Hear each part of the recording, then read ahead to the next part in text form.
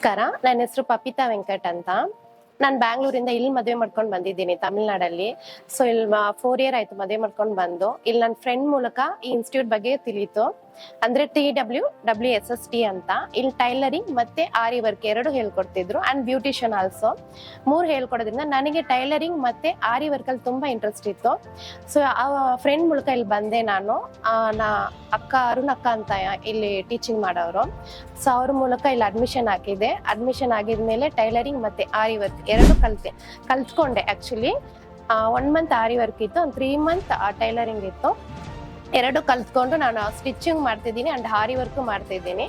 ಆರಿ work ನನ್ನ blouse ಮಾಡಿದ್ದೀನಿ, ಬೇರೆಯವ್ರು ಮಾಡಿಲ್ಲ ಇನ್ನ. ಮಾಡ್ತೀನಿ ಸಹ. ಅಂಡ್ ಟೈಲರಿಂಗ್ ಮಾಡಿದ್ದೀನಿ, ಬೇರೆಯವ್ರದ್ದು ಹೊಲ್ದು ಕೊಟ್ಟಿದ್ದೀನಿ ನಾನೀಗ. And thank you for TWWSST.